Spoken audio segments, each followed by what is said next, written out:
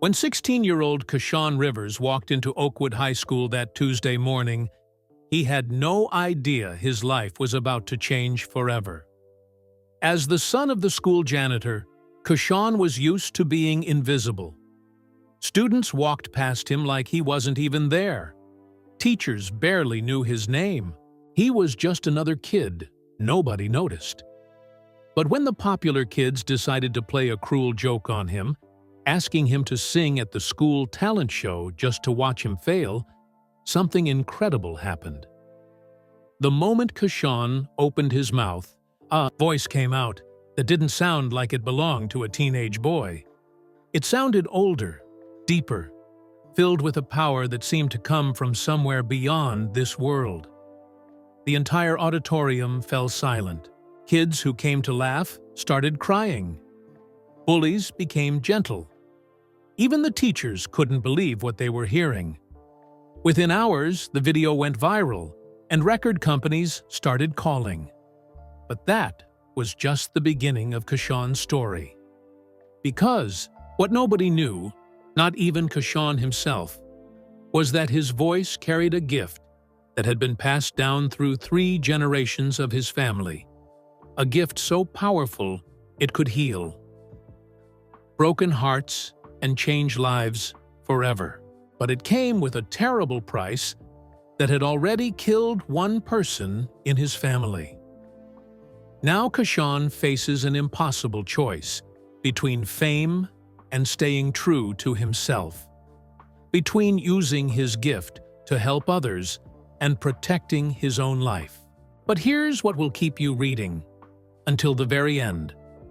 Will Kashawn discover the family secret before it's too late to save himself? And when he learns the truth about his supernatural gift, will he choose the path that destroyed his great-grandmother, or will he find a way to heal the world without losing his own soul? The answers will surprise you in ways you never expected.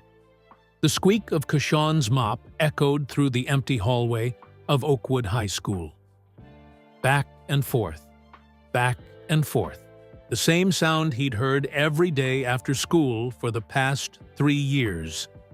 While other kids rushed to their cars or hung out by their lockers, Kashawn Rivers pushed his cart down the long corridors, making everything shine.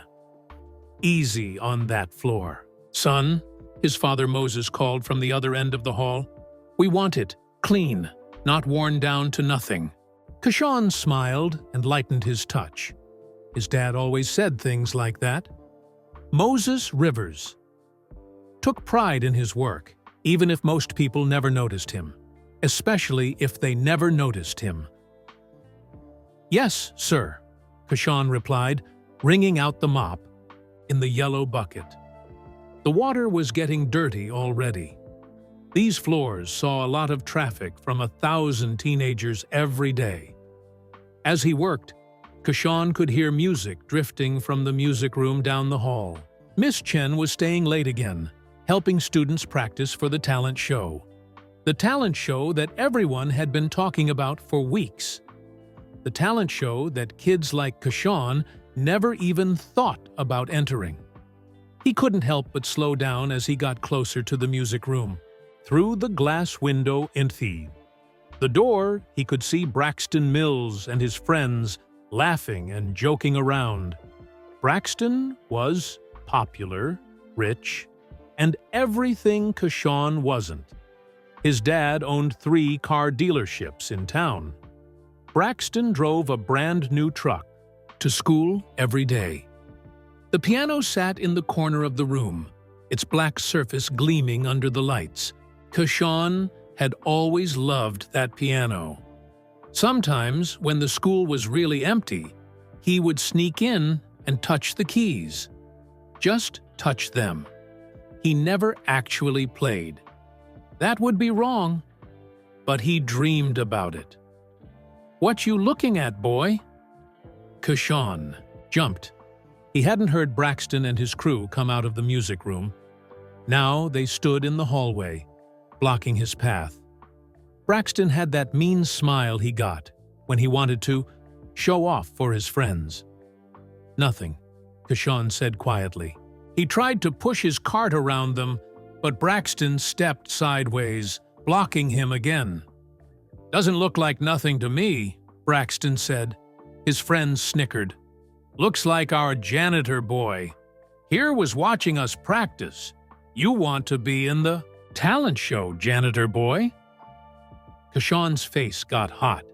He could feel other students stopping in the hallway to watch. This was exactly what he didn't want. Attention, drama, problems for his dad. "I was just cleaning," Kashawn said. "Excuse me." But Braxton wasn't done. He never was. "Come on, don't be shy," Braxton said louder now. More kids were gathering. "I bet you got some real talent hiding under there. What do you do? Sing? Dance? Tell jokes?" The group of kids laughed. Kashawn could see them pulling out their phones. Everything was content these days. Everything was a chance to get likes and views, especially if someone else looked stupid. "Leave him alone, Braxton." The voice came from behind the crowd. Destiny Williams pushed through the group of kids. She was small but fierce, and she'd been Kashawn's best friend since 3rd grade. "Don't you have something better to do?" "Oh, look, here comes his girlfriend." "To save him," Braxton said. "How sweet! But I'm serious. I think janitor boy here has hidden talents. Look at how he was staring at that piano. I bet he thinks he can play." "I don't think anything," Kashawn said. His voice was still quiet, but there was something in it now. Something that made Braxton pause for just a second. "Prove it," Braxton said. "The talent show auditions are next week. Why don't you sign up? Show us what the janitor's son can really do." The hallway had gone quiet now. Even kids who didn't know Kashawn had stopped to watch. He could feel their eyes on him. Some looked curious. Others looked like they were waiting for a good show. Inside the music room, Miss Chen had stopped playing piano. She was watching through the window, her face serious and concerned. "What's going on out here?" Moses Rivers appeared at the end of the hallway, pushing a cart full of cleaning supplies. His voice was calm, but Kashawn could see the worry in his eyes. His dad hated when he got mixed up in school drama. "Nothing, Mr. Rivers," Braxton said, suddenly polite. Adults always made Braxton act different. "We were just talking to your son about the talent show, encouraging him to audition." Moses looked at Kashawn, then at the crowd of kids with their phones out. He'd been through a high school, too. He knew what this really was. "Come on, Kashawn," Moses said. "We got work to finish." But as Kashawn started to push his cart toward his father, Braxton called out one more time. "Think about it, janitor boy. Friday is the last day to sign up. Don't you want to show everyone what you're made of?" The crowd of kids laughed and started to break up. The show was over. Time to move on to the next thing. Kashawn kept his head down as he walked toward his father. But inside his chest, something was burning. It wasn't anger, exactly. It was something else. Something that felt like it had been sleeping for a long time and was just starting to wake up. "You okay, son?" Moses asked when they were alone again. "Yeah, Dad, I'm fine." But he wasn't fine. As they worked together in comfortable silence, Kashawn couldn't stop. Thinking about Braxton's challenge, the talent show, the piano in the music room, the music that sometimes filled his head when he was alone. His grandmother's voice echoed in his memory. Grammy Rivers had passed away 3 years ago, but he could still hear her humming gospel songs while she cooked Sunday dinner. She used to tell him he had music in his blood. She used to say the Rivers family had always been blessed with beautiful voices. But that was just Grammy being Grammy, wasn't it? Through the music room window, Miss Chen was still watching. When their EDE eyes met, she didn't look away. Instead, she gave him a small nod, like she was trying to tell him something without words. Like she knew something about him that he didn't know about himself. Kashan turned back to his mop and bucket. He had floors to clean and work to finish, but for the first time in his life, he was thinking about Friday, about auditions, about what it might feel like to stand on a stage instead of watching from the hallway, about what might happen if he actually said yes. The thought scared him and thrilled him at the same time, and deep in his chest, that sleeping something stirred again, like it was getting ready to wake up and sing. But by Tuesday morning, that feeling had turned into a knot in his stomach. Kashan sat in the back corner of his first period math class, trying to focus on numbers that seemed to swim around on the page. Every time someone laughed in the hallway, he wondered if they were laughing about him. Every time kids whispered, he imagined they were talking about the janitor's son who thought he could be in the talent show. "Kashan Rivers," Mrs. Peterson called from the front of the class. "Can you solve number 15 for us?" Kashan looked up at the whiteboard. The equation might as well have been written in a different language. His mind was somewhere else entirely. I'm not sure," he said quietly. A few kids snickered. Braxton Mills, who sat 3 rows ahead, turned around and smirked. "Maybe he's too busy thinking about his big audition," Braxton said loud enough for half the class to hear. More laughter. Mrs. Peterson frowned and told everyone to focus on their work. But the damage was done. The word was spreading. The janitor's son thinks he's got talent. By lunchtime, it had gotten worse. Kashan sat with Destiny in their usual spot at the corner table in the cafeteria. She was eating her mom's leftover fried chicken while he picked at the free lunch he got because of his dad's income. "Just ignore them," Destiny said, but even she sounded worried. "Braxton's just being mean because he's insecure." "About what?" Kashan asked. "He's got everything. Money, popularity, a truck that costs more than my dad makes in a year." "He's insecure because he knows his daddy bought him everything he has," Destiny said. "You earn what you get. That scares people like him." Before Kashan could answer, a shadow fell across their table. Braxton Mills stood there with his whole crew behind him. Jason Parker, Marcus Webb, and Tyler Ross. The same boys who had made Kashan's life difficult since middle school. "Well, well," Braxton said, setting his lunch tray down without being invited. "If it isn't our future talent show star, you sign up yet, janitor boy?" "Leave us alone, Braxton," Destiny said, but her voice was smaller than usual. There were 4 of them, and only 2 of her and Kashan. "I'm just being friendly," Braxton said with that fake smile, "encouraging local talent. In fact, I've been thinking about your situation all weekend, Kashan, and I realized something." Kashan didn't say anything. He'd learned that sometimes staying quiet was the best way to make bullies get bored and move on. But not today.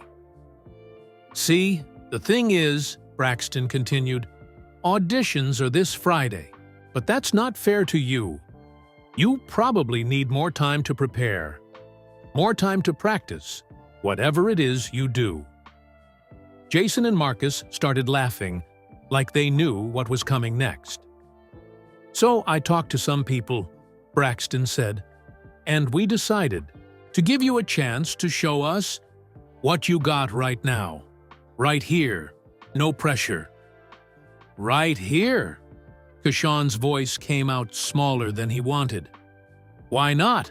Braxton stood up and raised his voice. Hey, everybody!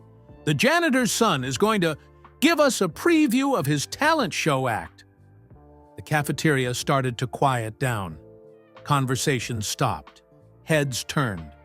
Within seconds, all eyes were on their corner. Table. Kashawn felt his face get hot. His hands started to shake. I never said I was going to audition. Come on, don't be shy, Braxton said even louder. You were staring at that piano like you had something to say. Well, here's your chance to say it. Kids started pulling out their phones. The cafeteria was buzzing now with excitement. Nothing. This interesting had happened during lunch in months. Sing something, someone called out from across the room. Yeah, let's hear what you got, another voice added. Kashawn looked around the cafeteria. Every face was turned toward him. Some looked curious. Others looked like they were waiting for a train wreck. A few looked almost sorry for him. Miss Chen appeared in the doorway of the cafeteria. She was on lunch duty, but she stayed back, watching with concern in her eyes. I don't want to sing, Kashawn said, but his voice was too quiet. Nobody heard him over the noise of the crowd. What's that? Braxton cupped his ear dramatically. Speak up! We can't hear you back here. He said he doesn't want to, Destiny shouted, standing up. Leave him alone! But it was too late. The crowd had taken on a life of its own. Kids were chanting now. Sing! Sing! Sing! Kashawn closed his eyes. He thought about his father, somewhere in the school building, emptying trash cans and cleaning bathrooms. His dad didn't deserve to have his son become the school joke. His dad worked too hard for that. But when he opened his eyes, something had changed. The chanting continued, but now it sounded different to him, less cruel, more expectant. Like maybe, just maybe, some of these kids actually wanted to hear what he might sound like. And deep in his chest, that sleeping something stirred again. Okay, he said quietly. The word was too soft to hear over the noise, but Braxton saw his lips move. What did you say? Braxton leaned closer with that mean smile. Kashawn stood up slowly. His legs felt shaky, but he stood up anyway. I said okay. This time his voice was louder, clear. The cafeteria fell silent. Braxton's smile got wider. Well, all right then. Everybody, give our boy some space. Let's move this party somewhere with better acoustics. The auditorium, someone suggested. Perfect! Braxton clapped his hands together. The auditorium it is. And just like that, the decision was made. Kids started streaming out of the cafeteria, heading for the auditorium. Word spread through text messages and social media. Within minutes, it seemed like half the school knew what was happening. Kashawn stood frozen in the middle of the emptying cafeteria. You don't have to do this, Destiny said, grabbing his arm. We can just leave. Go hide in the library until it all blows over. But Kashawn shook his head.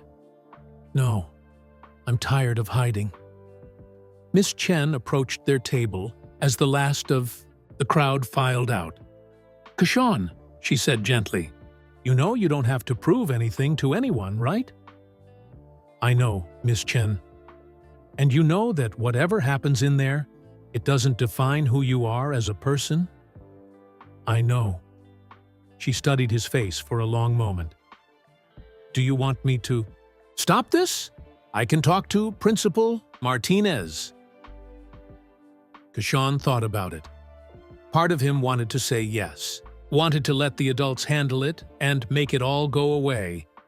But the other part of him, the part that had been stirring in his chest, wanted something different. No, ma'am, he said. I think I think I need to do this."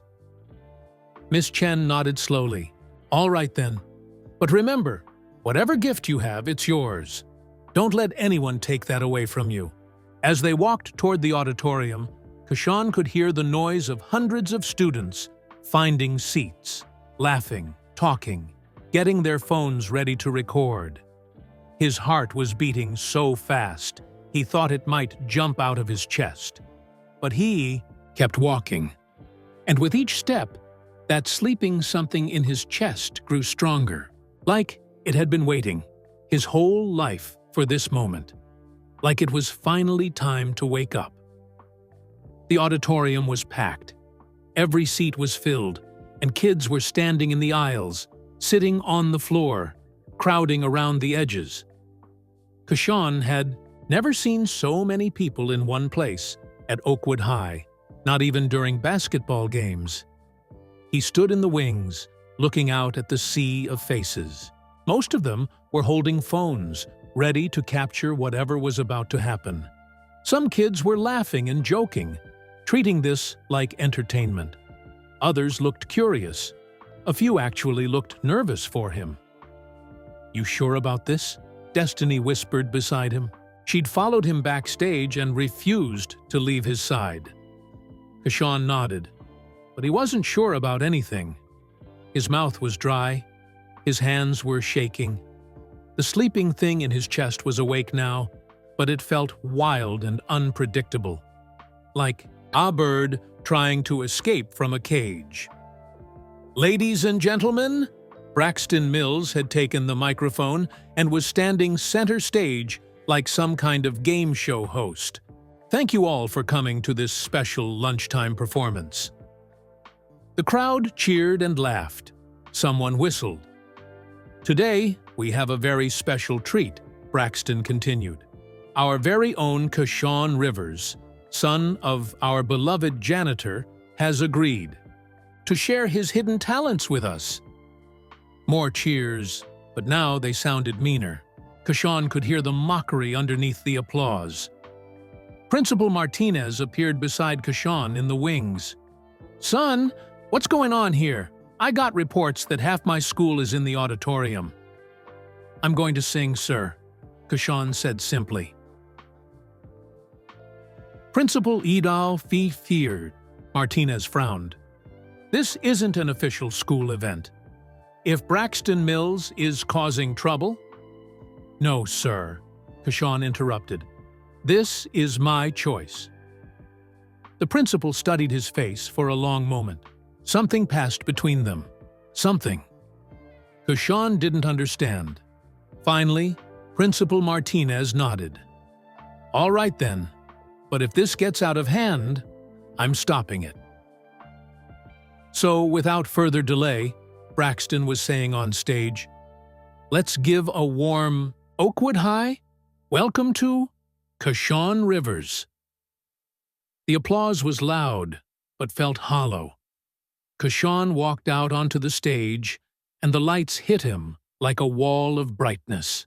For a moment, he couldn't see anything except white light and shadows. Then his eyes adjusted, and he saw them all.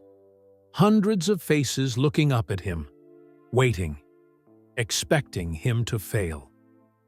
"Take your time," Braxton called out as he handed over the microphone. "We're all excited to hear what you've got." Kashan took the microphone. It felt heavier than it should have. The auditorium fell quiet, except for some scattered whispers and the sound of phones recording.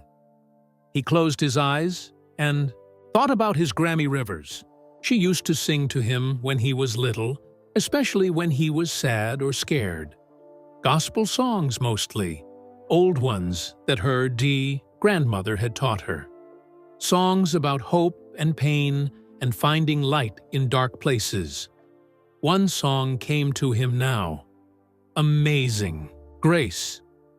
Grammy used to say it was the most beautiful song ever written because it was about being lost and then found.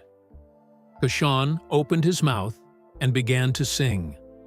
Amazing Grace. How sweet the sound. His voice started soft, almost broken, like someone who had known real loss and real pain. The laughter in the audience died away immediately. Even the whispers stopped. That saved a wretch like me. Something was happening. The voice coming out of Kashawn's mouth didn't sound like a 16-year-old boy. It sounded older, deeper, filled with a sadness and wisdom that seemed impossible for someone his age. I once was lost, but now am found. In the third row, a girl named Sarah Martinez started to cry. She didn't know why. The song was touching something deep inside her, something she didn't even know was there. Was blind. But now I see. Kashawn's voice was growing stronger now, but not louder. Richer. More powerful. Like it was coming from somewhere beyond his own throat. His own heart. Miss Chen, standing at the back of the auditorium, felt tears running down her cheeks. In 20 years of teaching music, she had never heard anything like this. 'Twas grace that taught my heart to fear. Braxton Mills stood frozen at the side of the stage. The mean smile had disappeared from his face completely. His mouth was open, but no sound was coming out. And grace, my fears relieved. Throughout the auditorium, phones were being lowered. Kids who had come to laugh and record were now staring in complete silence. Some were openly crying. Others just sat transfixed, like they were witnessing something holy. How precious did that grace appear! Principal Martinez gripped the edge of his seat. The voice. That voice. It reminded him of something from long ago, something that made his chest tight with memory and regret. The hour I first believed.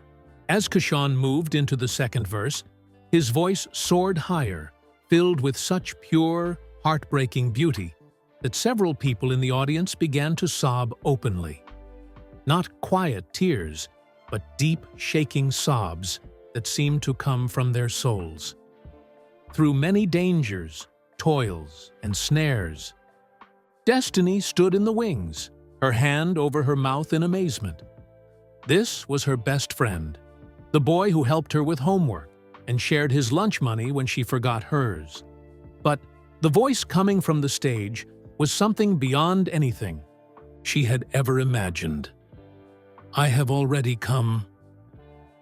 The auditorium was so quiet now that every word seemed to echo in the silence. Kids who had never been to church, who had never thought about God or grace or being saved, felt something stirring in their hearts. "'Tis grace hath brought me safe thus far."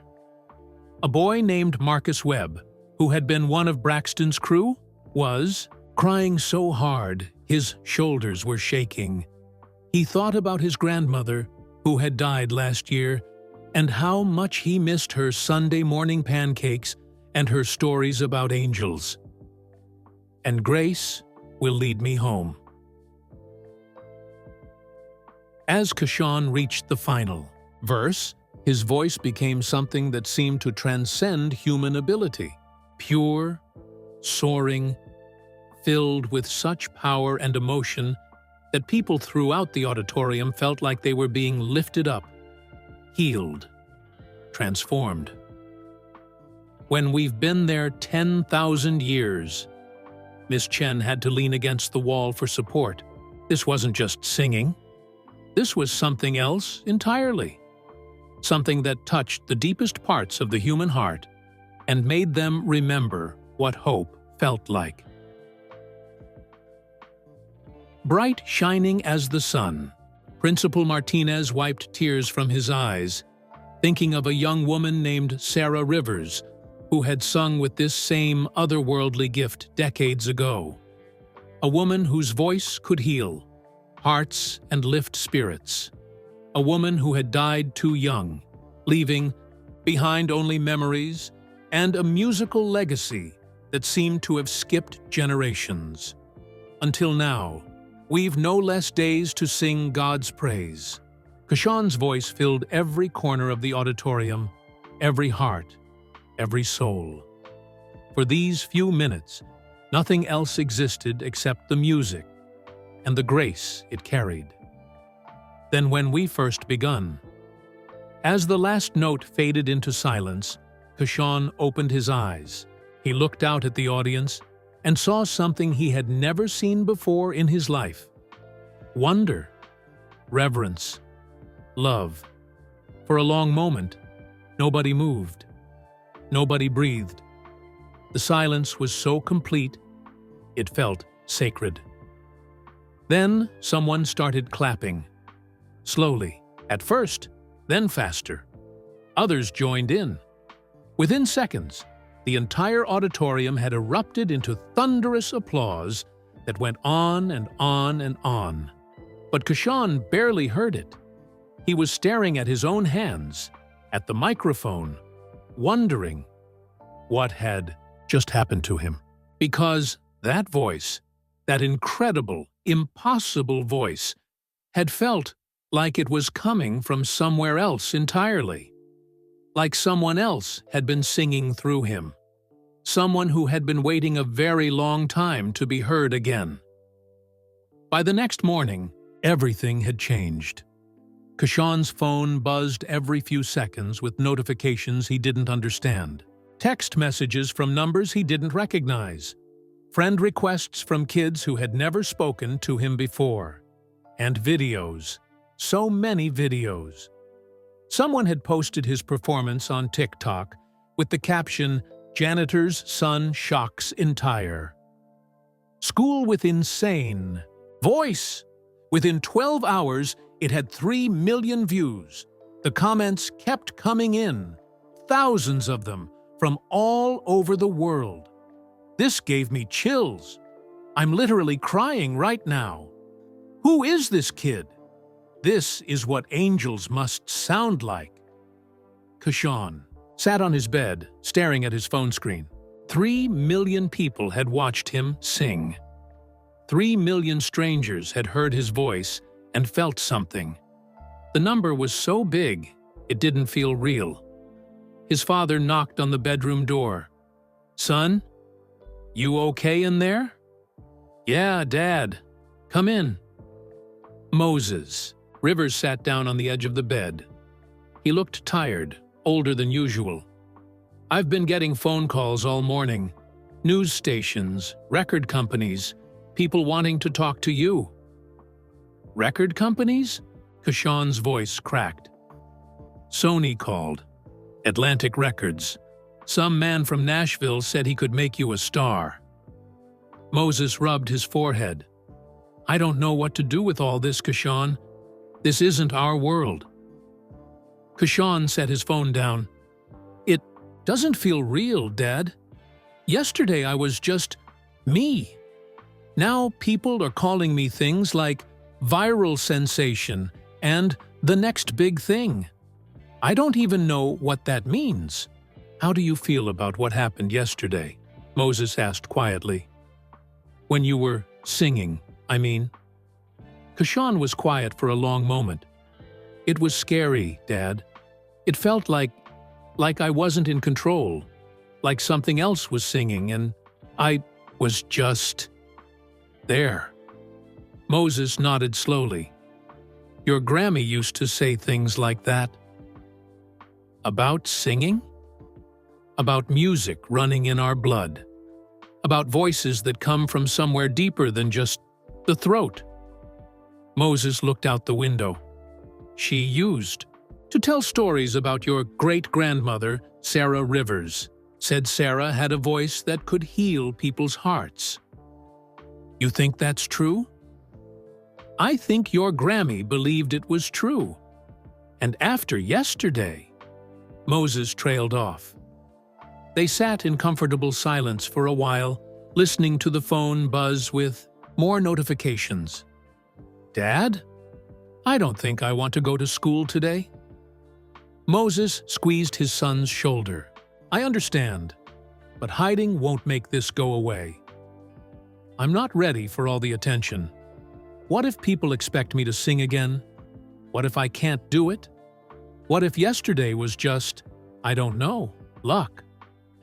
Son, what happened yesterday wasn't luck. That was a gift, a real gift. But gifts can be scary when you don't understand them yet.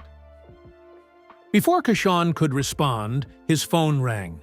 The caller ID showed a number he didn't recognize, but the area code was local. Hello? Kashan answered, carefully.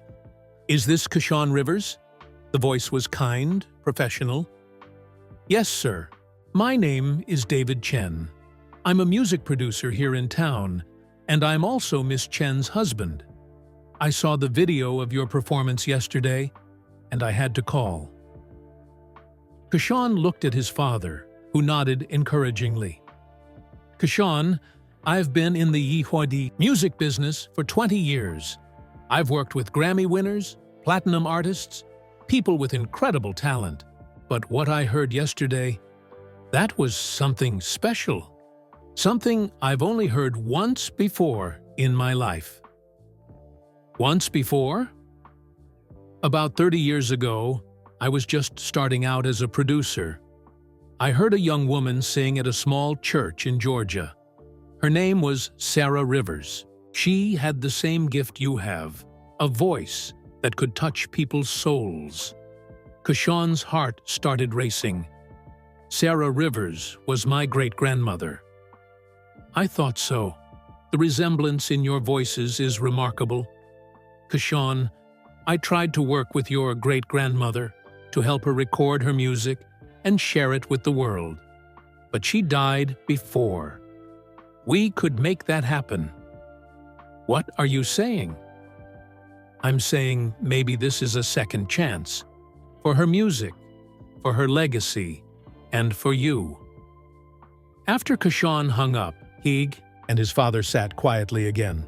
The weight of the conversation settled over them like a heavy blanket. I need some air, Kashan said finally. He walked to the basement of their apartment building where his father kept his work supplies. It was quiet down there, away from the buzzing phone and the crazy new world upstairs. Just concrete walls and the familiar smell of cleaning supplies. But even here, he couldn't escape what had happened. When he closed his eyes, he could still feel it. That moment when his voice became something more than his own. That feeling of being connected to something bigger and older and more powerful than himself. His phone buzzed again. This time, it was Destiny. You okay? Everyone at school is asking about you. I'm not coming in today, he texted back. Good. It's crazy here. Kids are treating the auditorium like a shrine or something. Miss Chen had to lock it up because people kept trying to stand where you stood and sing. Despite everything, Kashan smiled a little. Then another text came in. Braxton Mills has been walking around looking like he saw a ghost. I think you broke his brain. That made Kashan feel something complicated. He wasn't happy that Braxton was upset, exactly, but he wasn't sorry either. His father came down to the basement, carrying 2 cups of hot chocolate. Thought you might want some company, Moses said. They sat on upturned buckets, sipping their drinks in the quiet basement. Dad, do you think great-grandmother Sarah is still around somehow? Moses considered the question seriously. I don't know, son, but I know your Grammy always said that music doesn't die when the person who makes it dies. She said it stays in the world, waiting for the right person to carry it forward. What if I'm not the right person? What if I mess it up? Then you mess it up and you learn from it. But Kashan... Moses set down his cup and looked directly at his son. What if you are the right person? What if you're exactly who the world needs to hear right now? That afternoon, Principal Martinez called the Rivers family personally. "I wanted to check on Kashawn," he said, "and I wanted to tell you both something important." "What's that, sir?" Moses asked. "I knew Sarah Rivers, your grandmother, Kashawn. I was a young man then, just starting my career in education. I heard her sing at a church revival, and I never forgot it. I even wrote her a letter once, asking if I could help her make records." Kashawn felt his breath catch. "You knew her?" "I did. And when I heard you sing yesterday, it brought back memories I thought I'd buried. Your great-grandmother had a gift, Kashawn. A real gift. And it looks like that gift has found its way to you. What happened to her? Why didn't she ever make records?" Principal Martinez was quiet for a long moment. "That's a story for another day, son. But I want you to know that whatever you decide to do with your gift, you have my support. And if you need anything at all, you call me." That night, as Kashawn lay in bed, he thought about all the voices from the day. David Chen talking about second chances, his father talking about music that lives on, Principal Martinez talking about gifts and support. But the voice he heard most clearly was his own from yesterday, singing Amazing Grace with a power and beauty that still scared him. Because now he knew the truth. That voice hadn't just been his. It had belonged to Sarah, Rivers too, and maybe to other Rivers family members before her. It was a gift passed down through generations, waiting for the right moment to wake up again. And for better or worse, that moment had come. The phone on his nightstand buzzed one more time, a text from an unknown number. "God has given you a beautiful gift. Use it to heal the world. A friend." Kashawn turned off his phone and closed his eyes. Tomorrow he would have to face school. Again, face the attention, face the questions about what came next. But tonight, he could still hear that voice echoing in his memory. His voice. Sarah's voice. A voice that had been waiting a very long time to be heard again. And finally, it had found its way home. Saturday morning came with rain tapping against the windows and a house that felt too quiet. Kashawn had spent most of Friday hiding in his room, letting his father field phone calls from reporters and music industry people who all wanted to talk to the viral singing sensation. But this morning was different. Moses Rivers sat at the kitchen table with an old shoebox in front of him, the kind that had been stored away so long the cardboard was soft at the edges. "Son," Moses called quietly, "I think it's time you learned some things about your family." Kashawn came out of his room, still in his pajamas. The shoebox looked ancient, like it had been waiting for this moment for years. "What's in there, Dad?" "Stories, pictures, things your Grammy saved but never talked about much." Moses opened the box carefully. "After what happened this week, I think you deserve to know the truth about where your voice comes from." The first thing Moses pulled out was a black and white photograph. It showed a young woman standing in front of a small church, her hands clasped in front of her, her head tilted back like she was singing to the sky itself. "That's your great-grandmother, Sarah Rivers," Moses said. "She was about 20 years old in this picture. Beautiful, wasn't she?" Kashawn stared at the photograph. The woman looked so much like his Grammy that it was startling. But there was something else in her face, something that reminded him of his own reflection. "She looks like she's glowing," Kashawn said.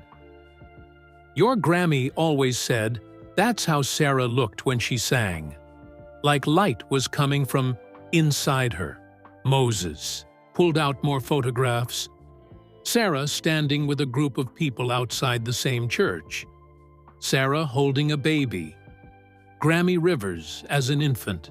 Sarah at what looked like a wedding, her face radiant with joy. She was famous, wasn't she? Kashawn asked. In her own way, I mean. Famous in the churches, yes. People would travel from 3 states away to hear her sing. They said her voice could heal broken hearts and bring peace to troubled souls. Moses' voice got quieter. They said it was a gift from God. What happened to her?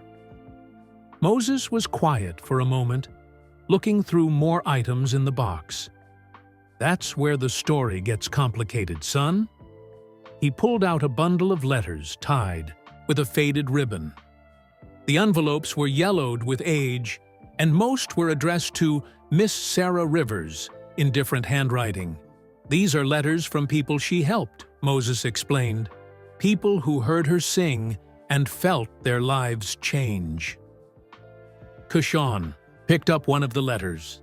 The paper was fragile, but he could still read the careful handwriting. Dear Miss Sarah, my husband came home from the war different and angry, but after hearing you sing How Great Thou Art at the revival, something in his heart healed. He's been gentle again ever since.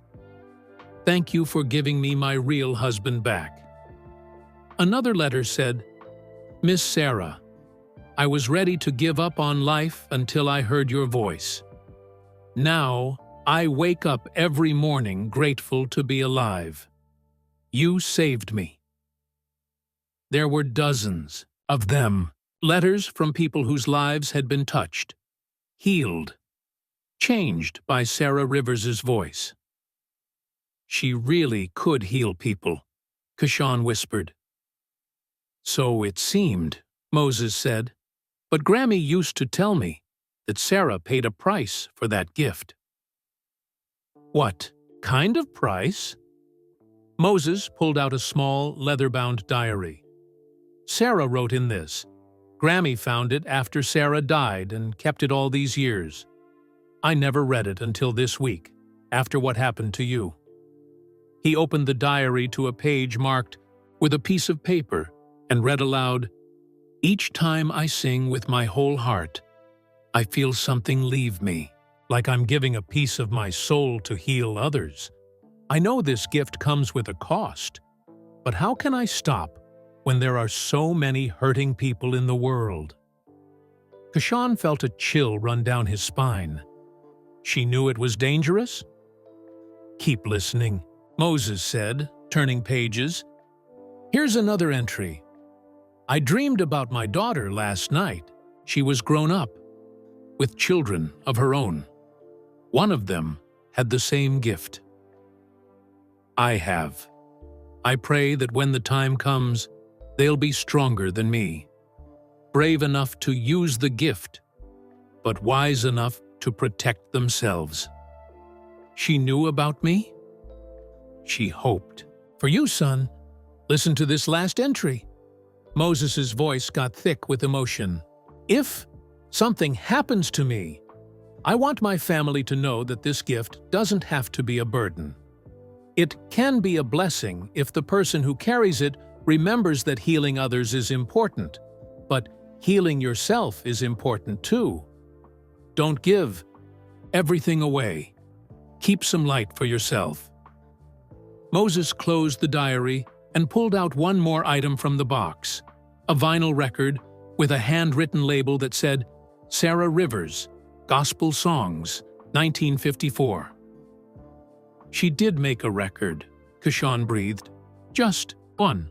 A local man recorded her at his church. But Sarah died before they could do anything with it. The man gave this copy to Grammy years later. How did she die, Dad? Moses was quiet for a long time. The official story was a car accident. But Grammy always believed that Sarah had given too much of herself away through her singing, that her gift had taken everything she had to give, and there wasn't enough left to keep her alive. Kashawn stared at the record in his hands. The weight of his family's history settled on his shoulders like a heavy coat. Is that what's going to happen to me? I don't know, son. But I think Sarah's message in that diary was meant for you. Use the gift, but protect yourself too. Don't give everything away. Can we listen to it? The record? Moses nodded and pulled out an old record player from the bottom of the box. Grammy made me promise to keep this, said we might need it someday.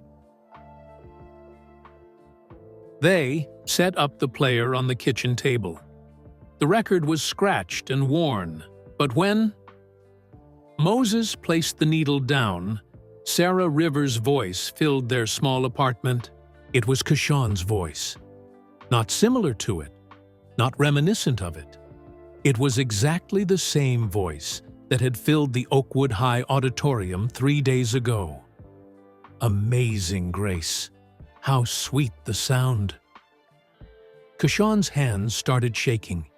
Hearing his own voice coming from a 70-year-old record was like looking into a mirror that showed him the past and future at the same time. That saved a wretch like me. Now you understand, Moses said softly. This gift has been waiting in our family for 3 generations, waiting for someone strong enough to carry it forward. But what if I'm not strong enough? What if I make the same mistakes Sarah did? Moses put his arm around his son's shoulders. Then you learn from her mistakes. You use the gift to help people, but you also take care of yourself. You don't have to heal the whole world, Kashawn. Sometimes healing just one person is enough. As Sarah's voice continued to sing from the record, Kashawn felt something settling in his chest. Not the wild, uncontrollable power he'd felt at school, but something calmer, more purposeful. I want to visit her grave, Kashawn said suddenly. We can do that, Moses replied. It's about an hour's drive. Grammy used to take me there when I was your age. And Dad? I think I'm ready to go back to school on Monday. You sure? Kashawn nodded, still listening to his great-grandmother's voice. I understand now. This gift isn't just mine. It belongs to our whole family and to all the people it can help. I can't hide from that. As the record ended, the apartment fell quiet again. But it was a different kind of quiet now. Not empty, but full of possibility. Full of a gift that had finally found its way home to someone ready to carry it forward. Monday morning at Oakwood High felt like walking into a different school. Kids stopped talking when Kashawn walked down the hallways. Some stared openly. Others smiled and nodded like they were greeting a celebrity. A few brave ones even said hello. But it wasn't mean attention anymore. It was respectful, curious, kind. How you holding up? Destiny asked, falling into step beside him as they headed to first period. Better than I thought I would, Kashawn answered honestly. Still weird, but better. Miss Chen asked me to tell you she wants to see you during lunch. She said it's important. Kashawn nodded. He'd been thinking about Miss Chen all weekend, wondering if she could help him understand what was happening to him. In math class, Mrs. Peterson treated him the same as always, which felt like a relief. But he noticed other students looking at him differently. Not like he was the janitor's son anymore. Like he was someone worth knowing. During English, when they were discussing a poem about finding your voice, Mrs. Williams asked Kashawn what he thought the poet meant. I think, Kashawn said carefully, That sometimes your real voice is different from the one you use every day.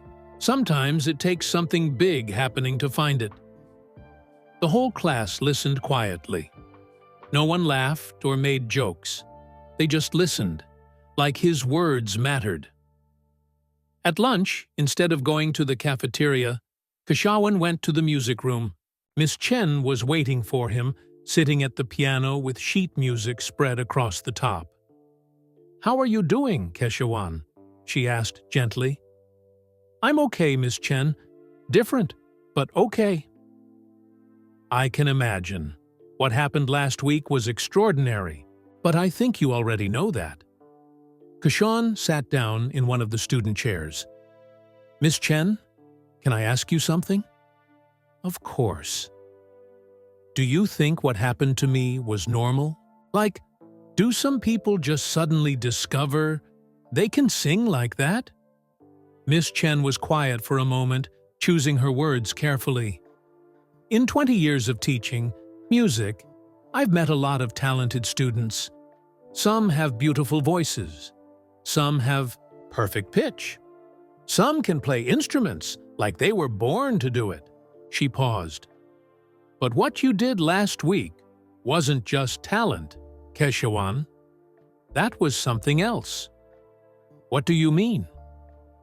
"I mean that your voice didn't just sound beautiful. It changed people. I saw kids who had never cried in public break down, in tears. I saw bullies become gentle. I saw something in that auditorium that I've only read about in books." Kashawan felt his heart speed up. "What kind of books?"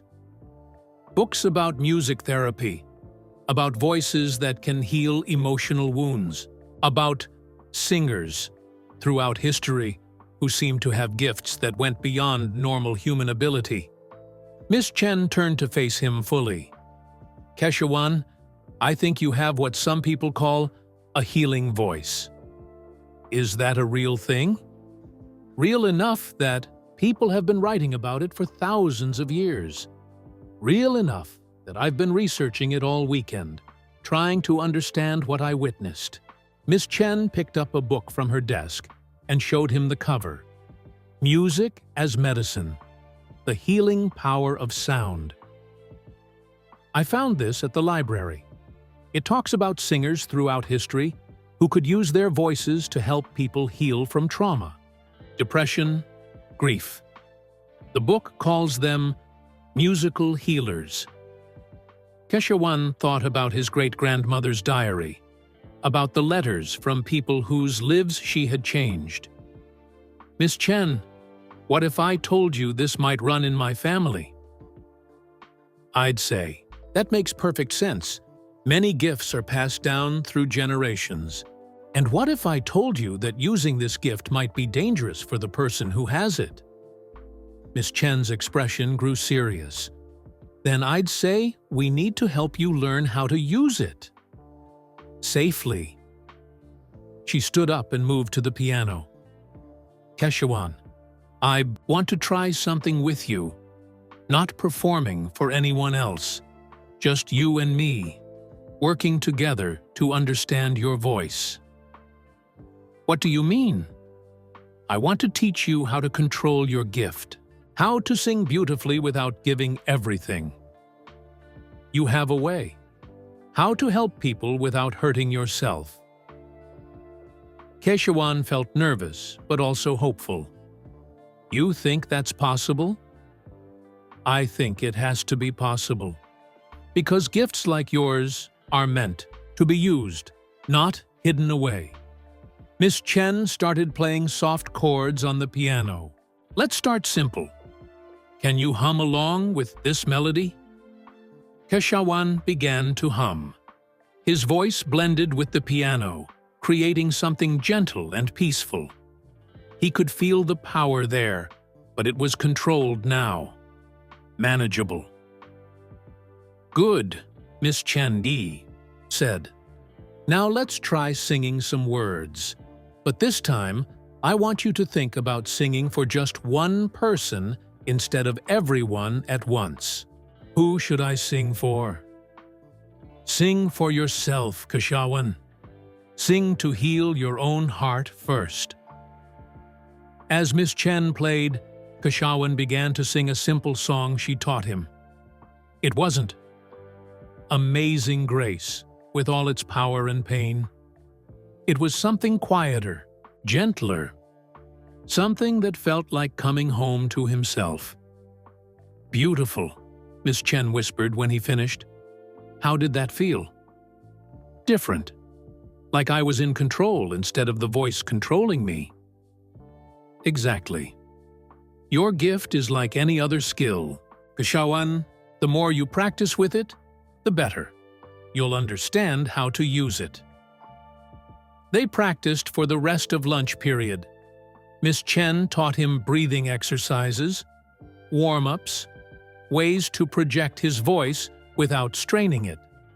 But most importantly, she taught him how to hold back some of his power, how to give healing to others without emptying himself completely. Miss Chen, Kashawan said as the period was ending, "Thank you for helping me. Thank you for trusting me with your gift," she replied. "But Kashawan, I want you to know something important." "What's that?" "This gift you have, it's not just about the voice, it's about your heart, your intention, your desire to help others. Feel better. The voice is just the tool. You are the healer." As Kashawan left the music room, he felt different than he had all morning, still carrying the weight of his gift, but no longer afraid of it. In the hallway, he passed Braxton Mills. At his locker, for a moment, their eyes met. Braxton looked like he wanted to say something, but couldn't find the words. Finally, Braxton spoke quietly. "Hey, Kashawan?" "Hey, Braxton. That thing you did last week, in the auditorium." Braxton's voice was different, softer. "I've been thinking about it a lot." "Yeah?" "I wanted to say, I'm sorry for how I treated you, for making it into a joke. I didn't know." "It's okay, Braxton." "No, it's not okay. But maybe we could start over?" Kashawan studied Braxton's face. The meanness was gone. In its place was something that looked like genuine regret and maybe even respect. "I'd like that," Kashawan said. As he walked away, Kashawan realized that Miss Chen was right. His gift wasn't just about his voice, it was about his heart. And maybe, just maybe, his heart was big enough to forgive old enemies and turn them into friends. Maybe that was part of the healing too. That afternoon, other students began lingering outside the music room during Miss Chen's office hours, not to cause trouble or make jokes, but because they could hear Kashawan practicing. Inside, and something about his voice made them feel peaceful. Word spread quietly through the school, not like the viral videos spreading across the internet, but like a gentle rumor. If you were having a bad day, if you were stressed about tests or family problems or friendship drama, you could sit outside the music room and listen to Kashawan Rivers practice, and somehow, whatever was bothering you would feel a little bit better. Miss Chen noticed the kids gathering in the hallway and smiled. This was what healing looked like. Not dramatic miracles, but quiet moments of peace offered freely to anyone who needed them. And Kashawan was learning to give that peace without giving himself away. 2 weeks had passed since that first day of practice with Miss Chen. The music room had become Kashawan's second home, and the hallway outside had become an unofficial gathering place for students who needed a moment of calm in their busy days. Kashawan was warming up his voice on a Wednesday afternoon when Miss Chen's phone rang. She answered quietly, but he could tell from her expression that something important was happening. "Yes, this is Arya Chen. Yes, he's my student." "Are you serious?" Kashan stopped singing and watched Miss Chen's face change from surprise to amazement to something that looked like concern. "Let me talk to him and his father." "Yes, I have your number." "Thank you." She hung up and sat down heavily in her chair. "Miss Chen? What was that about?" "Kashan, that was Diana Blessed's manager." "Who's Diana Blessed?" "Only one of the most famous gospel singers in the world. She's won 5 Grammy Awards and sells out stadiums everywhere she goes." Miss Chen's voice was shaky. "And she wants to meet you." Kashan felt his stomach drop. "She wants to meet me." "More than that. She's organizing the Southern Gospel Music Festival in Atlanta next month. It's a huge event with tens of thousands of people. She saw your video and wants to invite you to perform." "Perform? In front of tens of thousands of people?" That's what her manager said. "But Kashan, there's more. They want you to audition first, this Friday, at a recording studio in Nashville. If you pass the audition, you get to perform at the festival." Kashan sat down in one of the student chairs, his legs suddenly weak. "Nashville? This Friday?" "I know it's a lot to take in, but Kashan, this is the kind of opportunity that could change your entire life. Diana Blessed doesn't invite just anyone to share the stage with her." "What about school? What about everything here?" Miss Chen was quiet for a moment. "That's something you'll have to decide with your father. But I have to tell you something else." "What?" "This Friday is also the day of our school talent show. The same talent show where your journey started." Kashan felt like the world was spinning around him. The school talent show had been rescheduled after his viral performance, and now it was the same day as the biggest opportunity of his life. "So I have to choose?" "It looks that way." That evening, Kashan and his father sat at their kitchen table with takeout Chinese food that neither of them was really eating. Moses had been quiet since Kashan told him about the phone call. "What do you think, Dad?" Moses pushed his rice around with his fork. "I think this is a big decision, son. Bigger than either of us expected to face when you sang in that auditorium." "Do you think I should go?" "I think you should do whatever feels right in your heart.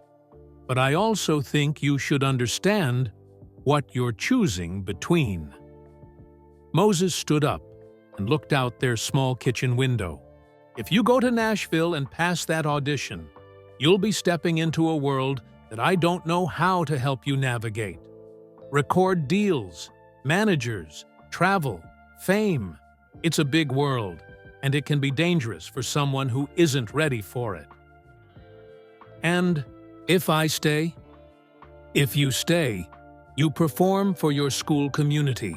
People who know you, who've watched you grow up, who understand where you come from. It's smaller, but it's safer. It's home." Kashan thought about the kids who sat outside the music room, finding peace in his voice. He thought about Braxton Mills, who had been trying to make amends every day.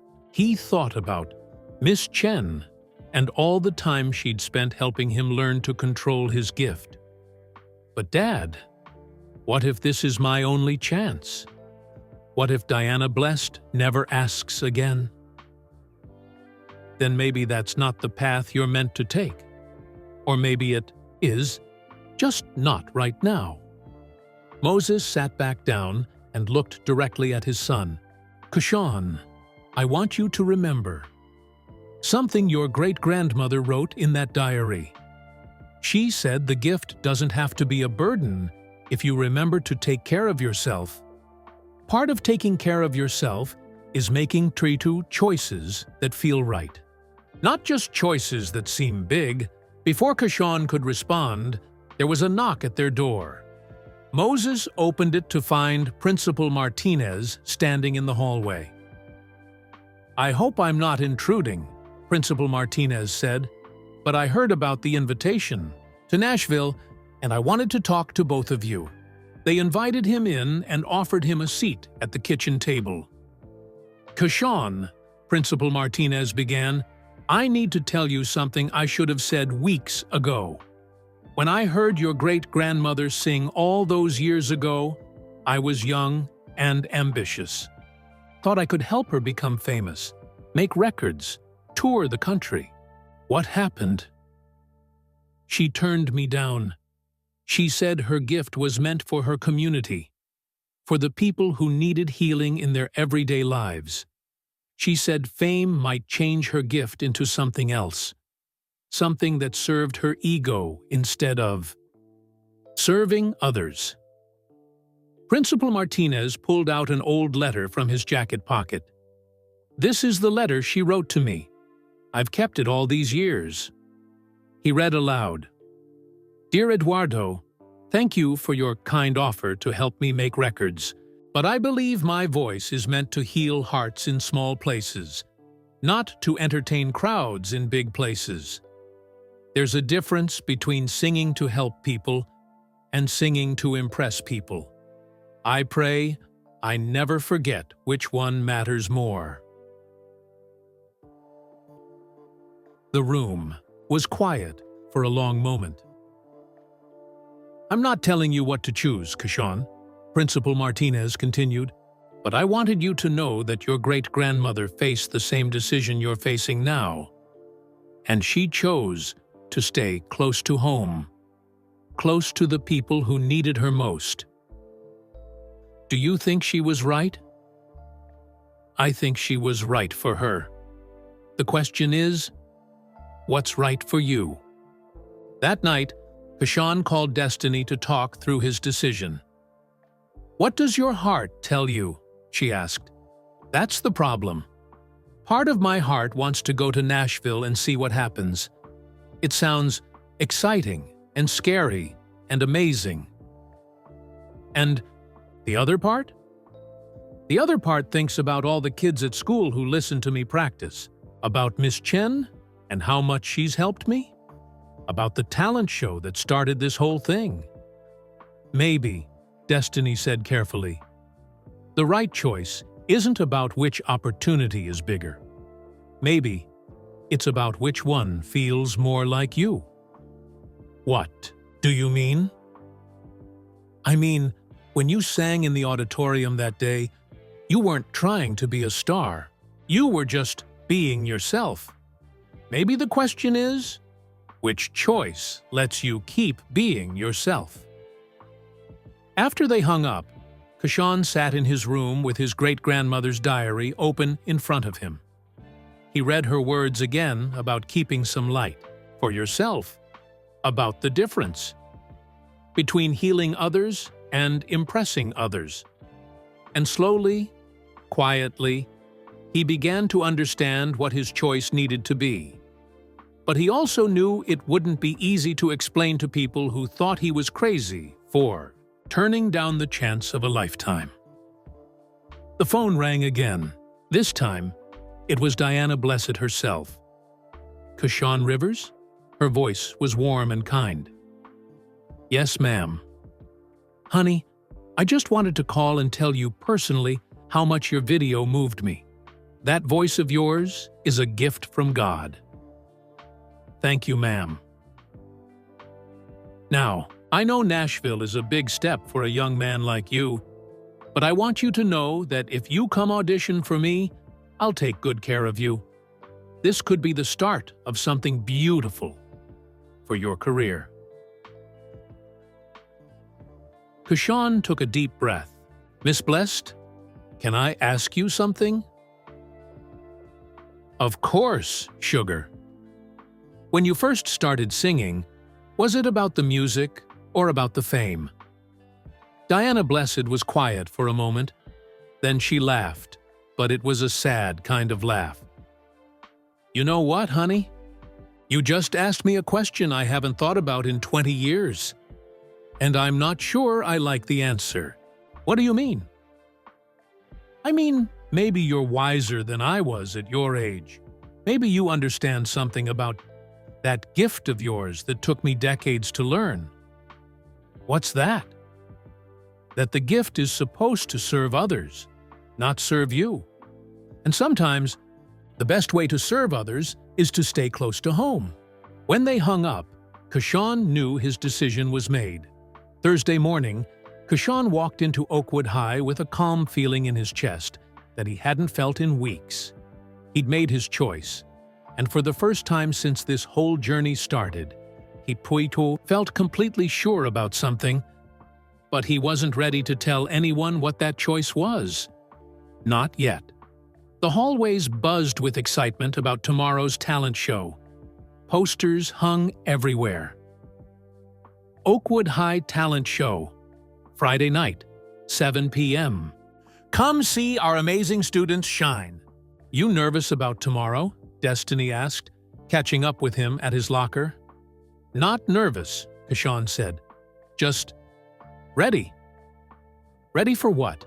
Nashville or the talent show?" Kashawn smiled mysteriously. "You'll find out tomorrow." During first period, something unusual happened.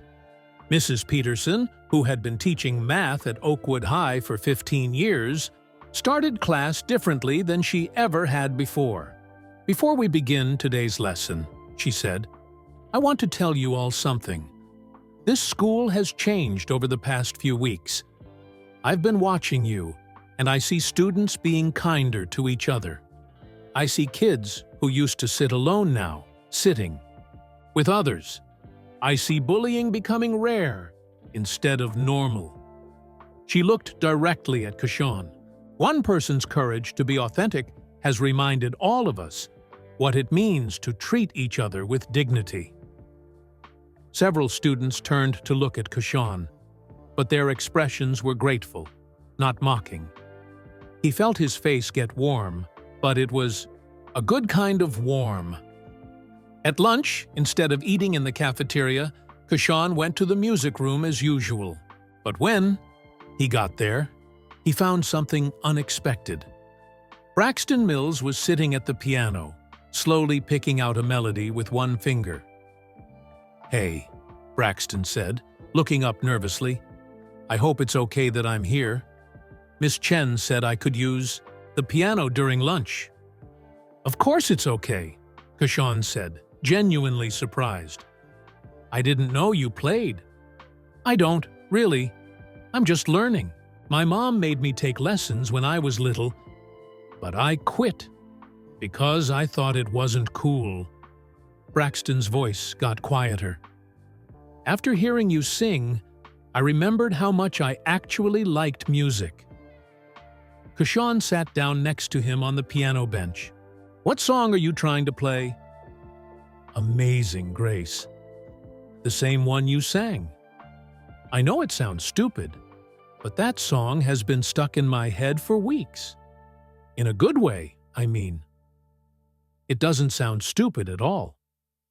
Braxton stopped playing and turned to face Kashawn directly.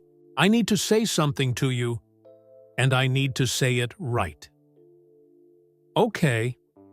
"That day in the hallway, when I challenged you to audition, I was being cruel. I wanted to embarrass you because I was jealous." "Jealous of what?" "Of how real you are. Of how you and your dad treat people with respect, even when people don't respect you back. Of how you never pretended to be something you weren't." Braxton's eyes were getting wet. "I've been pretending my whole life. Pretending to be tough. Pretending not to care about things. Pretending that having money makes me better than everyone else." "You don't have to pretend anymore," Kashawn said simply. "I know. That's what your voice taught me." When you sang that day, it was like someone was showing me what it looked like to be completely honest. And I realized I'd never been honest about anything in my life. They sat in comfortable silence for a moment, both looking at the piano keys. Braxton, can I ask you something? Sure. Are you going to be at the talent show tomorrow night? Yeah. Are you going to perform? Kashawn smiled. You'll have to wait and find out like everyone else. That afternoon, Miss Chen found Kashawn after school as he was helping his father clean classrooms. Have you decided? She asked quietly. Yes, ma'am. And I think you already know what I decided. Miss Chen smiled. I had a feeling, but are you sure? This is a big opportunity to pass up. Miss Chen, you taught me that my gift comes from my heart, not just my voice. And my heart is here, with people I care about, with a community that needs healing more than the world needs another famous singer. What about your dreams, though? Don't you want to see how far your talent could take you? Kashawan thought about this seriously.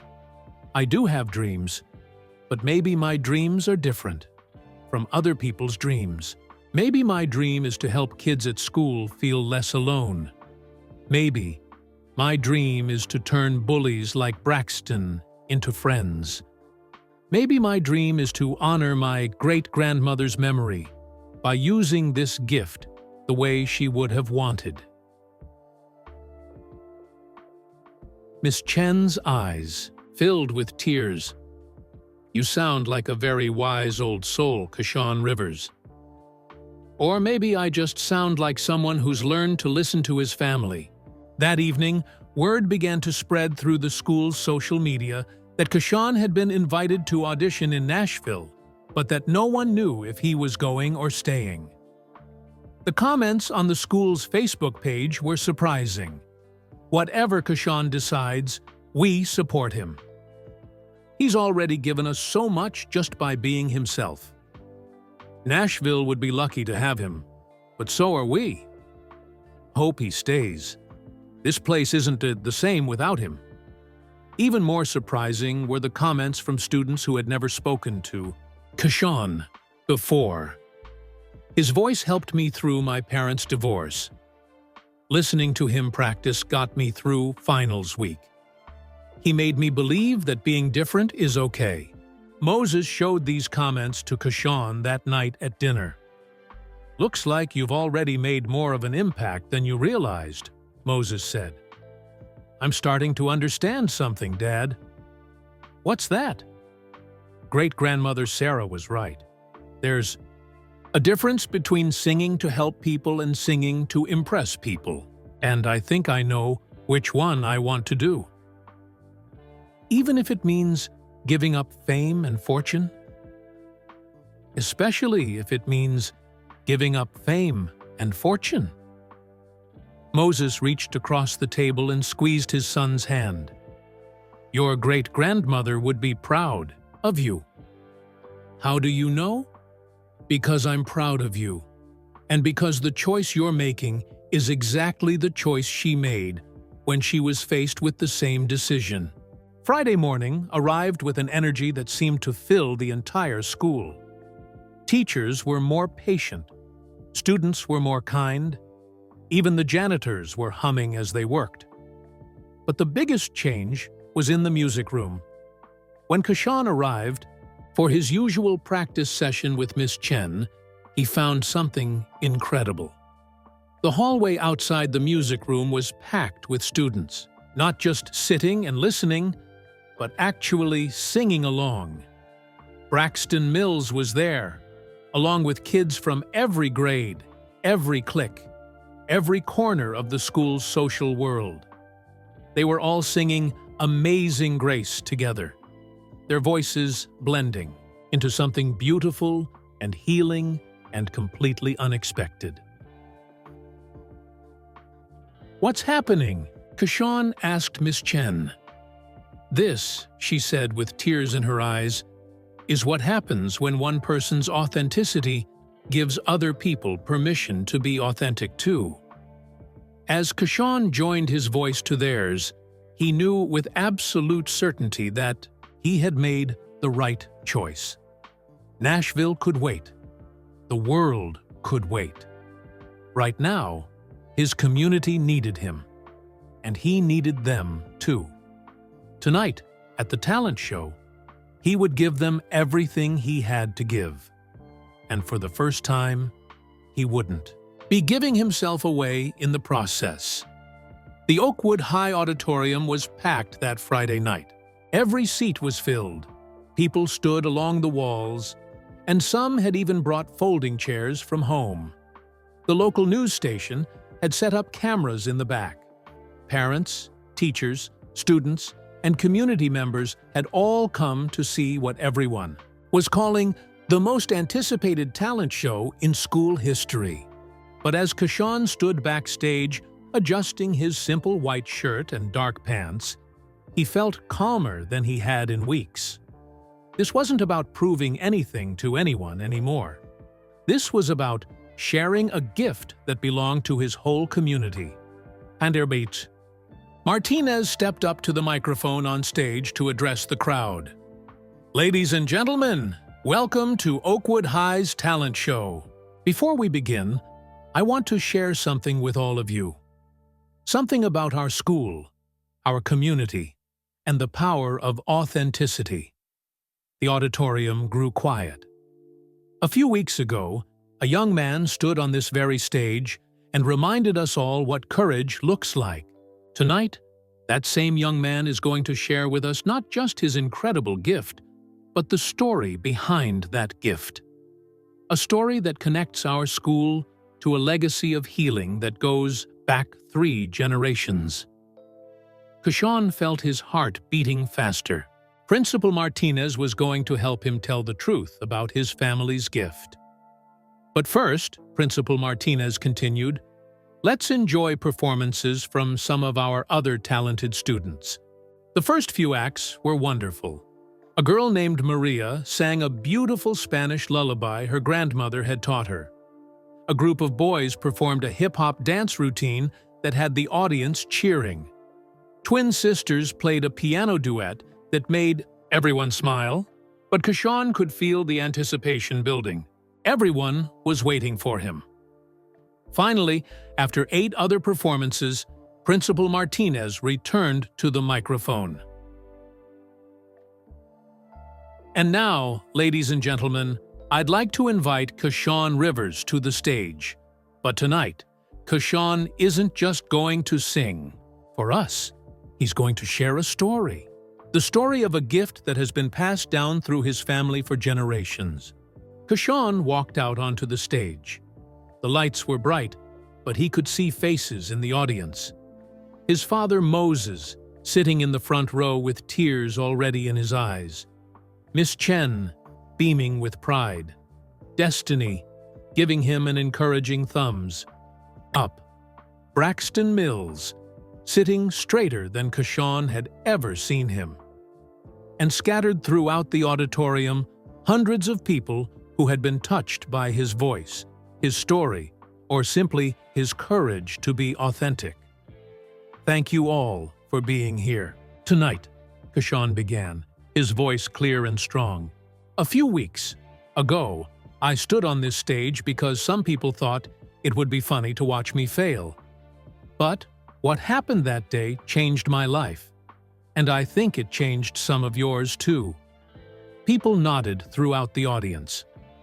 Tonight, I really want to tell you the truth about what happened that day, and the truth about my family. Kashawn took a deep breath and began to tell Sarah Rivers' story.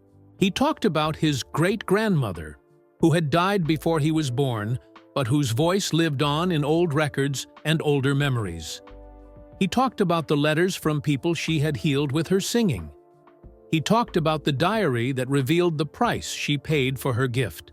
My great-grandmother, Sarah Rivers, had what some people call a healing voice, Kashawn said. People would travel hundreds of miles to hear her sing because her voice could comfort the grieving, give hope to the hopeless, and bring peace to troubled hearts. The auditorium was completely silent. But Sarah discovered something that scared her. Every time she sang with her full heart, every time she poured everything she had into healing others, she gave away a piece of her own life force. The diary she left behind warned that this gift comes with a cost. Kashawan paused, looking out at the sea of faces listening to every word. Sarah Rivers died young, not from an accident like the official records say, but from giving too much of herself away through her music. She used her gift so completely to heal others that there wasn't enough left to keep her own heart beating. Gasps rippled through the audience. Some people were crying openly. My Grammy Rivers, Sarah's daughter, inherited the same gift, but she chose never to use it fully because she was afraid of leaving her family too soon. She passed the stories and the warning to me, hoping I would be stronger than she was, brave enough to use the gift, but wise enough to protect myself. Principal Martinez stepped forward and placed his hand on Kashawn's shoulder.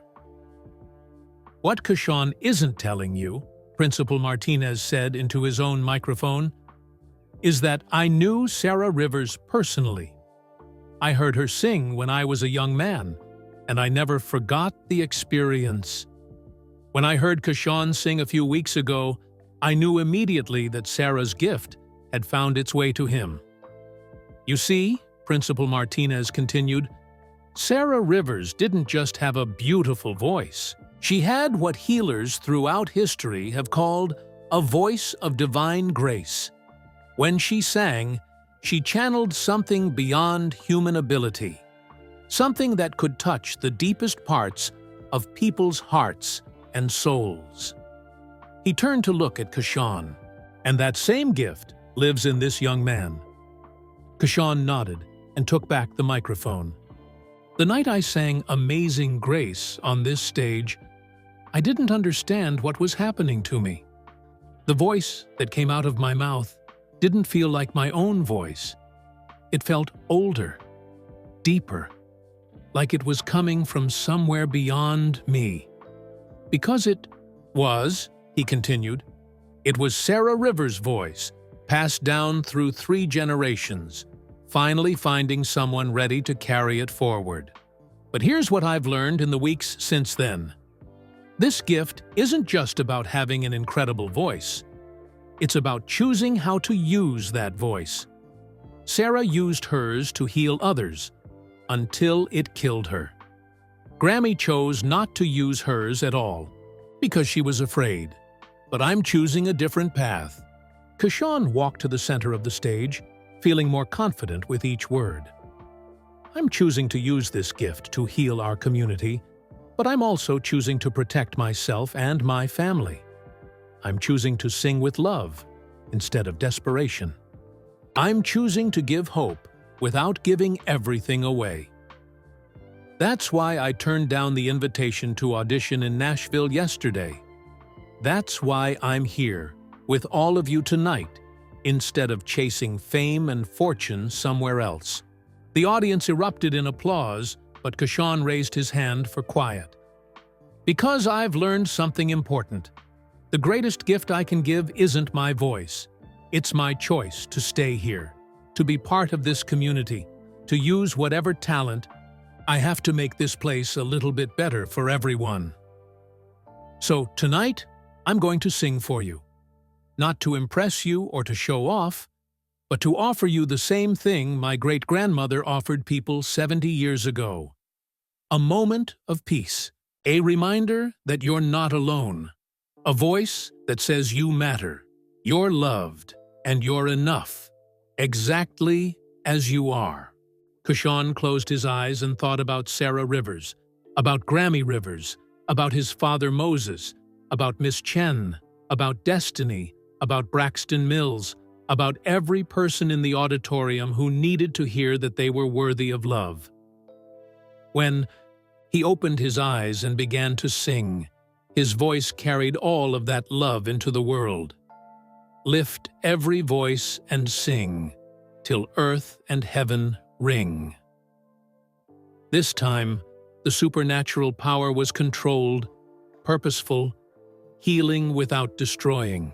It flowed through the auditorium like warm light, touching every heart without depleting his own. Ring with the harmonies of liberty. People throughout the audience began to cry, but these were tears of joy, of healing, of recognition. They were witnessing something sacred, something that connected them all to each other and to something larger than themselves. Let our rejoicing rise, high as the listening skies. And as Kashawn sang, he felt Sarah Rivers' presence with him, not taking over his voice, but standing beside him, supporting him, proud that her gift had finally found someone who could use it wisely. Let it resound loud as the rolling sea. When the song ended, the silence that followed was profound. Then, slowly, person by person, the entire auditorium rose to their feet in thunderous applause that seemed to go on forever. But Kashawn wasn't exhausted like he had been after his first performance. He felt energized, fulfilled, complete.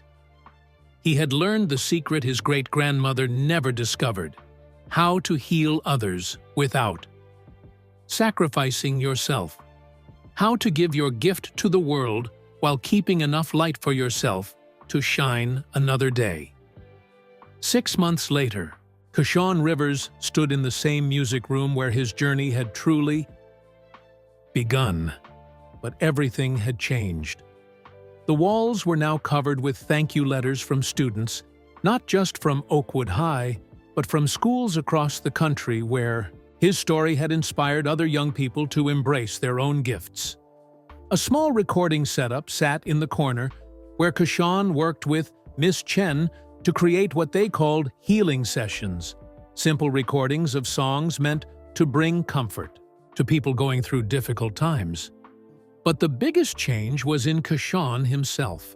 He moved with a quiet confidence now, someone who understood both his power and his responsibility. "You ready for today?" Miss Chen asked as she prepared her piano for their afternoon session. "More than ready," Kashawn replied, warming up his voice with the gentle exercises she had taught him.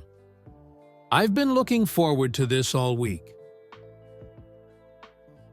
Today was special.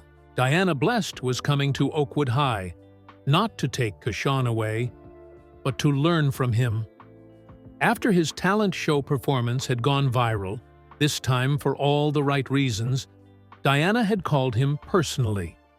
Not to offer him fame, but to ask if she could visit and understand how he had learned to use his gift so wisely. "That boy has figured out something that took me 20 years to learn," she had told a reporter. "I want to sit at his feet and remember what music is really supposed to be about." The school had changed too. Bullying had become almost non-existent. Students who used to sit alone now had friends. The talent show had become a monthly event where kids shared not just their abilities, but their stories. The auditorium had been renamed the Sarah Rivers Memorial Auditorium, with a plaque that read, "In honor of healing voices, past and present." Most surprisingly, Braxton Mills had become one of Kashawn's closest friends and biggest supporters. He now organized the monthly talent shows and had started a club called Authentic Voices, where students could share their struggles and triumphs without judgment. "I learned from Kashawn that the coolest thing you can be is yourself," Braxton had said in an interview with the local newspaper. "Real recognizes real, and everything else is just pretending." Moses Rivers still worked as the school's janitor, but now teachers and students greeted him by name, asked about his family, and treated him with the respect he had always deserved. Several parents had even started a scholarship fund in his honor for children of school support. Staff. "Nothing's really changed about my job," Moses had told Kashawn one evening, "but everything's changed about how people see the job, and that makes all the difference." At 3 p.m., Diana Blessed arrived at Oakwood High in a simple rental car, not the tour bus or limousine that everyone expected. She was smaller than she, appeared on TV, dressed in jeans and a comfortable sweater, looking more like someone's favorite aunt than a Grammy-winning superstar. Principal Martinez greeted her at the front entrance, but she asked to be taken directly to the music room. "I didn't come here for a tour," she said with a warm smile. "I came here to meet a teacher." In the music room, Diana sat quietly in a student chair while Kashawn and Miss Chen demonstrated the techniques they had developed together. How to build vocal strength without strain. How to connect emotionally with a song without getting lost in it.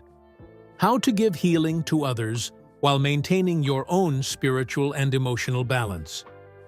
"This is remarkable," Diana said after they finished.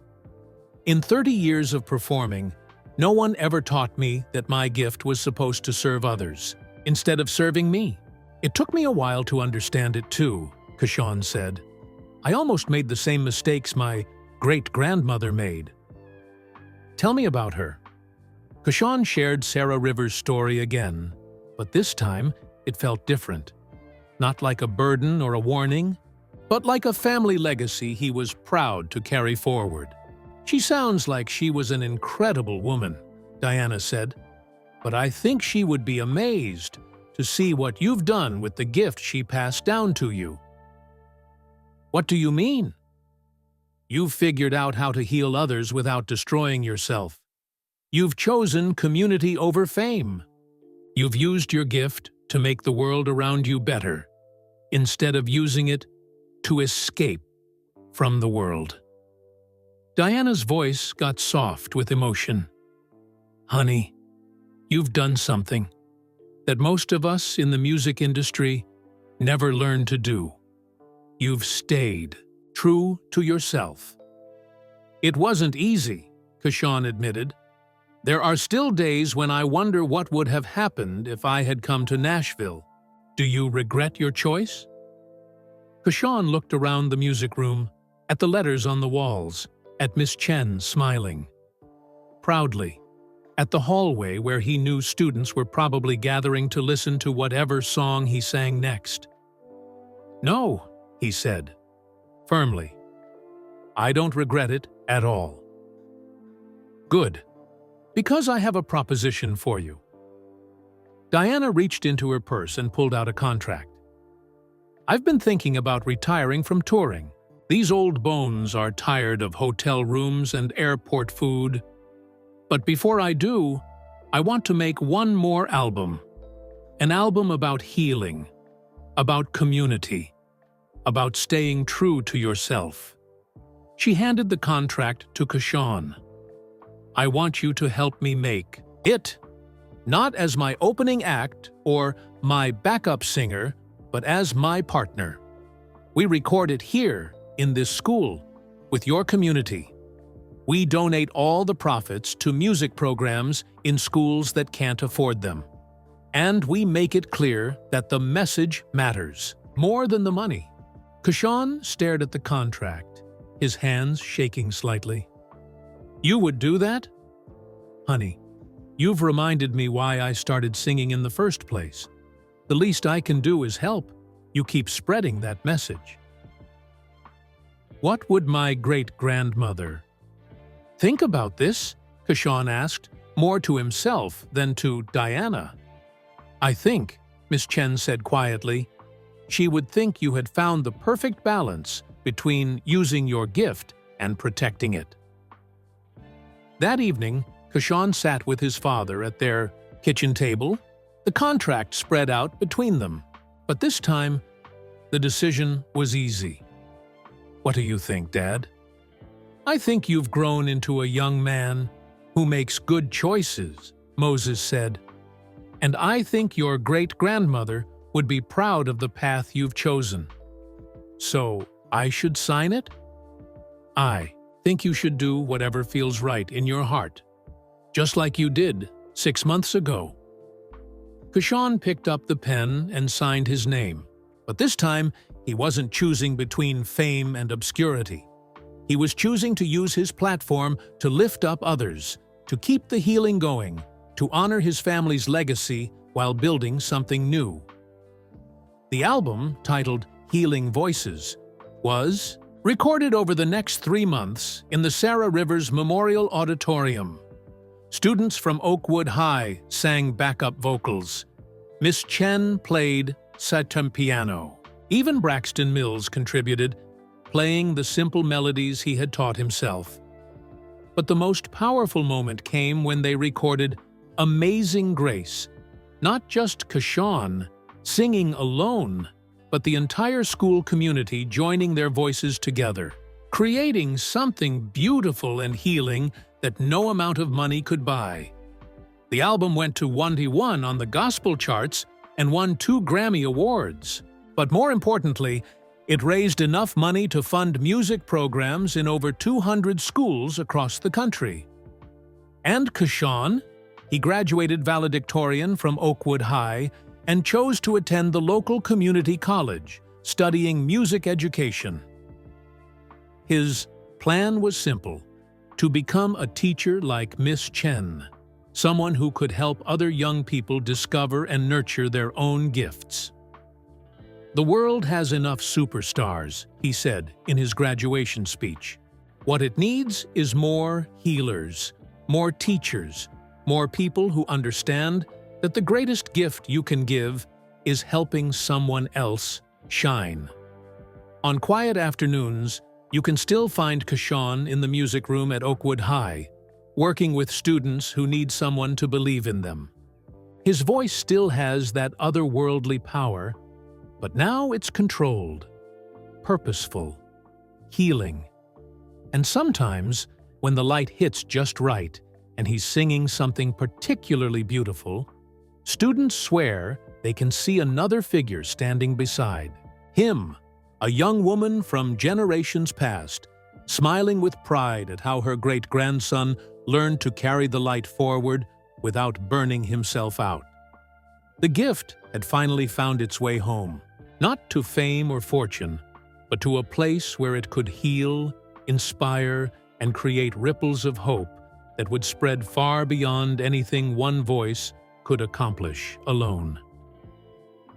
And Kashawn Rivers, the son of a janitor who was once asked to sing as a joke, had become exactly what the world needed him to be. Not a star, but a light that helped others find their way to shine.